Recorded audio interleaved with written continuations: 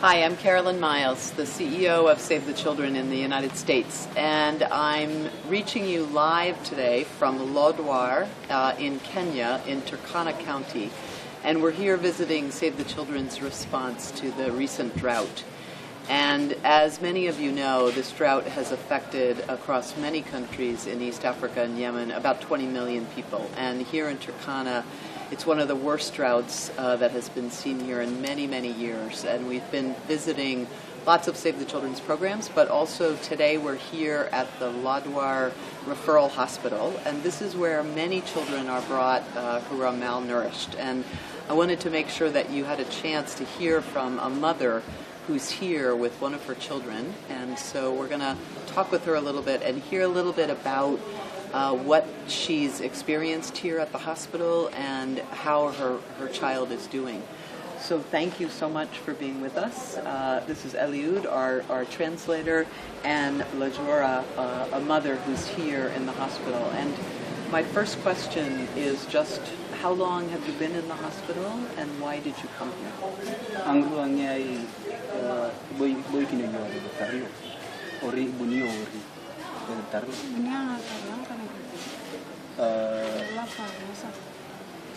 She came last month on 5th. Since last month on 5th she has been here, and it's not. And from where did she come? How far away did she come to get to this hospital with her child?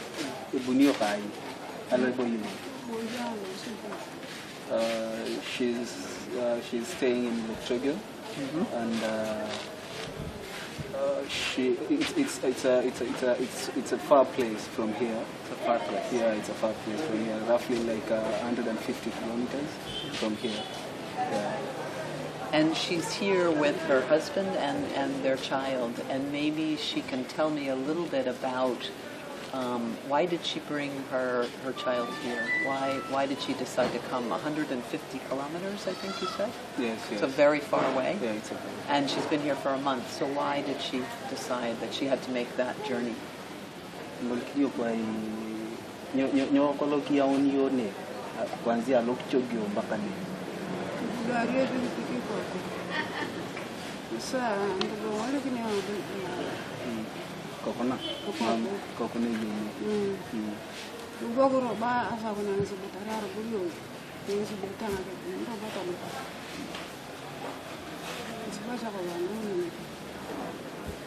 Oh, she's saying her baby got ill, and there were no proper medication at her place where she stays, so she decided to move to the referral hospital where she could get a proper medication for her baby. And since she's been here, her child, as I understand it, is suffering from malnutrition. And can she talk a little bit about what the treatment is that her child has received? What have the doctors here been able to do for her baby?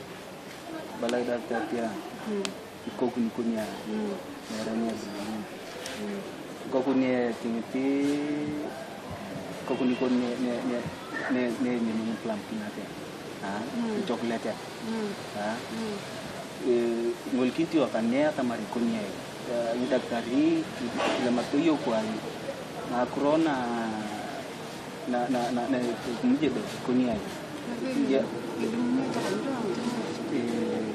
niyo zintini kunya sasa corona na otero ba ni armani ko tere esekele tatana ina mere na kana ya re sasa mamtani ni muduma sasa ingira ko kana kidi sasa nyama kana batani sasa ndo ni ko na ba ni mutani ngara ko.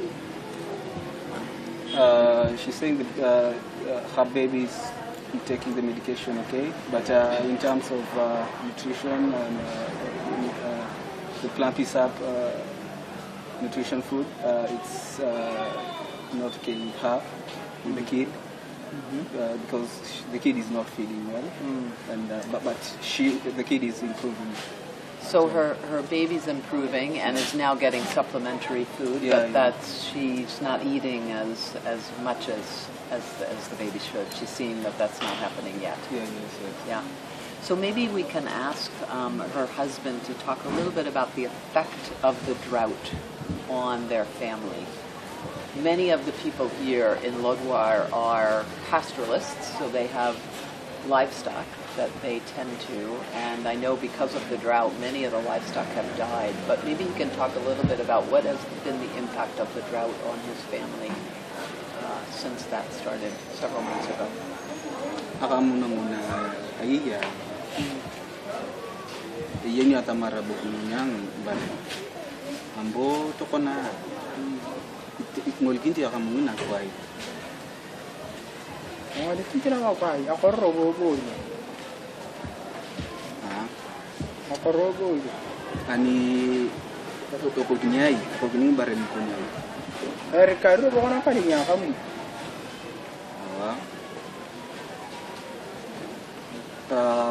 What he's saying is the drought has really affected his family a lot, and he has lost many of his cattle and also goats in the drought.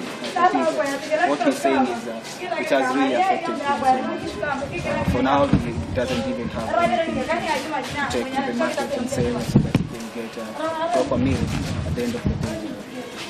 So for many families here in Lodwar who depend on their animals, whether it's goats or sheep or camels, this drought has been so tough because it's killed so many of those animals. And so once those animals have died, there's really no livelihoods for these families. And we're seeing the rates of malnutrition among children really skyrocket down during this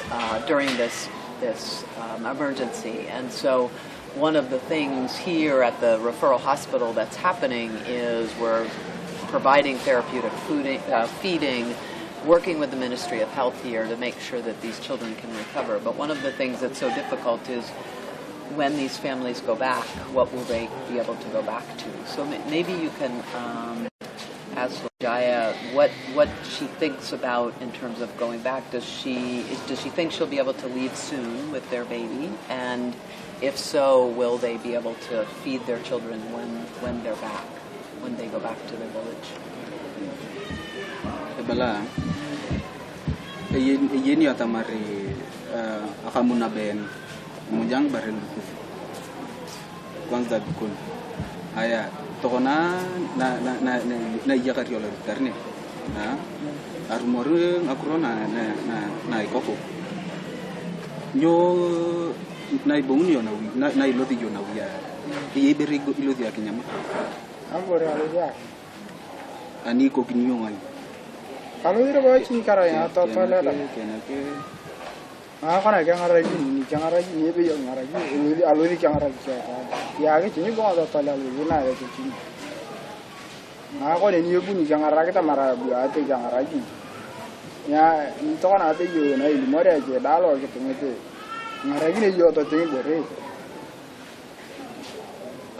he's saying when he gets out of the hospital, life is going to be tough. So the alternative he's going to use, or what he's going to use for the living, it's to burn charcoal. And burning this charcoal takes a lot of time, and it really can't sustain his family. It really can't help him in time. Yeah. So it's going to be very, very tough. So families here who used to tend to livestock are now having to go out and cut down firewood, burn it, and make charcoal, and then sell the charcoal in the market. That's what a lot of families that I spoke to today are resorting to in this drought. So maybe one final question for the mom. Does she have other children at home? Did she have to leave other children? Is this her only child here at the hospital, or are there other children that she has at home?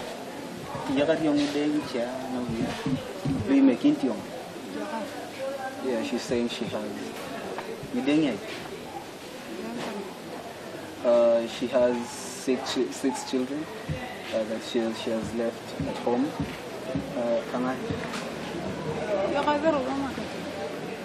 She has left the kids alone with no one to take care of them. So this is another thing that we hear is that parents who are desperate to get help for their children who are ill, like this baby, have had to leave their other children at home and come to the hospital a very far distance and actually be able to get support for those children.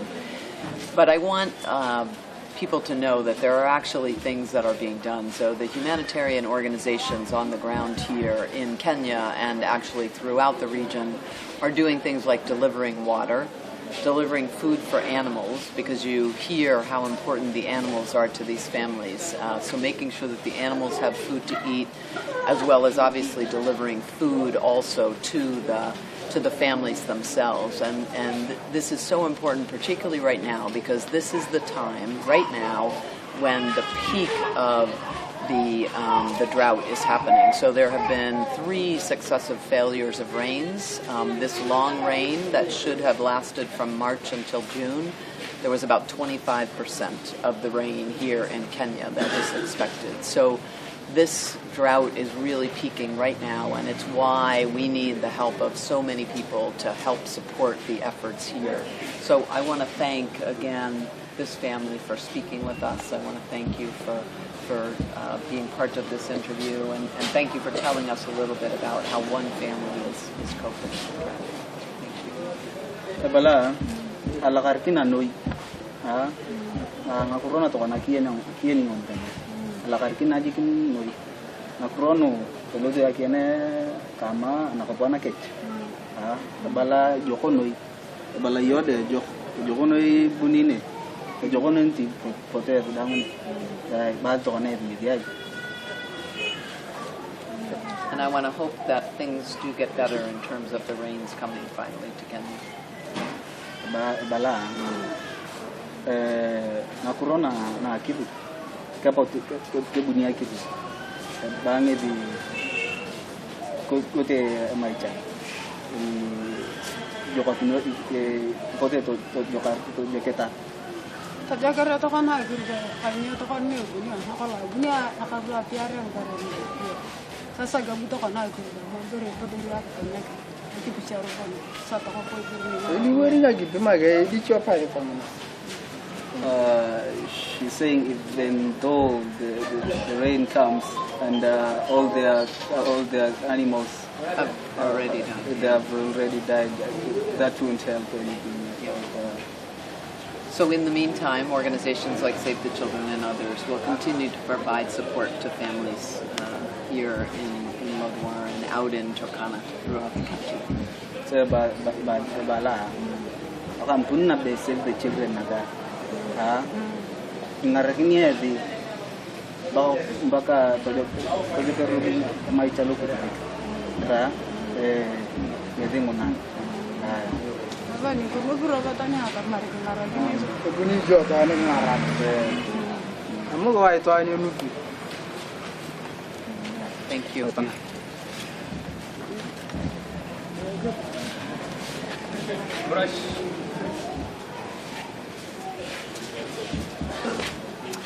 So now I'd like to talk a little bit about the Global Emergency Response Coalition. So this is a brand new initiative that's taking place with 8 organizations, humanitarian organizations, global organizations like World Vision, CARE, IRC, IMC, Save the Children, and several others. And we are all trying to work together to make sure that this drought actually has a very vigorous response. So I wanted to now talk with one of the administrators here at the hospital.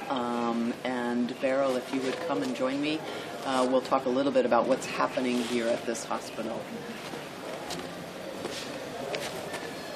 So thank you first for being here with us and talking to us a little bit about what's happening at this largest referral hospital. So this is the hospital where many of the malnutrition cases in Turkana County come, and as we heard earlier, from very far away these mothers come. But tell me a little bit about what the treatment is like for these mothers. What happens when they get here with their children, and what happens for the families when they're here? How do you treat malnutrition here? Thank you. When a child is referred either through outpatient program or through outreach, then the child is referred to the inpatient. We have a screening department. We have a nutritionist who is doing the screening just to do weight, the height, the mid-upper circumference, if the child has no edema. If the child has edema class 2 or class 3, that is grade 2 or grade 3, then you don't need to do the mid-upper circumference. So when the child has been classified as severely malnourished, specifically marasmic, then within the first phase we look at, we identify if the child has any hypothermia, hypoglycemia. So we try to correct or prevent hypoglycemia and also hypothermia. So we have to do the blood sugars just to be able to know how the blood sugar is like. If it is down, like less than 3.6 millimole per liter, then they either given a bolus 50% dextrose, or you mix sugar water. Yes. So after that, you look at you check the temperatures to know if it is hypo or if it is hyper. Most children present with hypo. So we try to cover the children, try kangaroo, mother care system, just to be able to keep the children warm. So keeping the children warm is really important when they're in this state of being malnourished. So checking all those signs, keeping the child warm, and then from there, what's the treatment that you can provide here? Immediately, we have formula F75. Then we also have formula F100. So for stabilization phase, we use formula 75. It is specifically to stabilize the child. And this is intravenous? No. No? It is a milk. Okay. It's So in a we milk have form, milk, so the yes. baby can actually... Can take orally. If Yep. the child cannot be able to take orally, then you introduce NG-tube and nasogastric tube. And within 24 to 48 hours, for a child who is marasmic, the child is able to be stabilized. And if appetite was down, the appetite now starts picking up. Right. And so now you move the child to formula F100. So in formula F75, you don't expect any weight gain. So when you move to formula F100, now you expect the child to start gaining weight. So within a day or two, you can stabilize these children, and they can actually then start to get the nutrition that they need to actually start to gain weight. And typically, these children are severely malnourished when they arrive here. So when they come here, there's severe malnutrition, but there's also underlying infection. So there's other things on top Yes, of being malnourished. there are other things that on top. Yeah. So many a times, for a child who is malnourished, if the child is identified for the first time, most infections may not present because of the low immunity of the child. So any child who comes on board has to be backed up with antibiotics. Yes. So by the time the immunity is reconstituting, then other infections that were hiding will probably come on board. So So the there's child more is- things that come Yes. out as the So child the child gets a is little covered on the stronger. first line. Yep. If there is no improvement by day 3, we change to second line. So we back the child with the second line as first line is going on. Yes.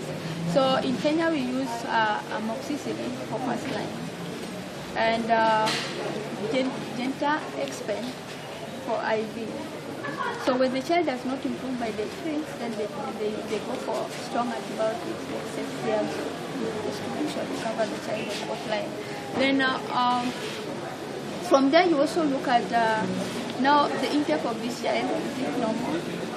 Then for a child who has edema, the management simply changes totally, because we are looking at the child being stabilized to make sure the weight goes down.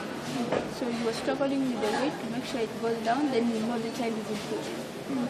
The edema, the accumulation of that fluid has to start going down fast. Then it peaks now. So when you've seen the weight going down with F75 formula, that is when you now start picking it up with F100. So the child's weight may stay even as long as by the 4th day. Yes, so that is when you can now monitor the weight, you see it going down. So how long, for most children, how long will they have to be in the stabilization center till they get to the point where they can maybe use something like a Plumpy'Nut, or how many days is that typically? For children who are marasmic, by the 5th day. By the 5th day, so Yeah, 5 days. For 5 days. Yep. For children who are having kwashiorkor, they may stay even as long as 3 weeks. The 4th week, that is when you now see the child opening up. Yes. So they may stay longer, especially if the night feeds are not well monitored. You are likely to see the child staying even for 2 months within the system. So they need to monitor the night feeds, which is usually a very big challenge for most of the stars. Yeah. Yes, because it goes like at 9, at 12, at 3. So by 3, most of the people may be too sleepy. You won't remember giving the child feed. And the Turkana temperatures, by 3 it will be very cold. Yeah. Very cold. So if we don't get something one to back up this child, plus the kangaroo mother care, you are likely to lose most of these children at 3. So keeping hours. those children warm, Yes. again, is really, really important. I mean, I have seen kids that have appeared like they really won't make it through the night, and it's amazing what these centers can do in terms of stabilizing children and getting them to the point where they should be. Well, thank you so much for helping us understand what happens here, and thank you for listening to our live stream here again from Lodwar in Turkana, Kenya. And we're reporting here on the drought situation that is really hitting families hard, and from this stabilization center where malnourished children are being brought in, where they're really saved, frankly, their lives are saved by the staff here. So thank you. And we really need the American public to support these efforts. So part of the reason that we're here in Kenya is to try to bring this situation to life. And as you heard from this family, it's extremely difficult for these families, but there is a lot that can be done. And I would just ask you to go to the website, globalemergencyresponse.org, and read about what's happening and make a donation to this effort, because it really can make a huge difference.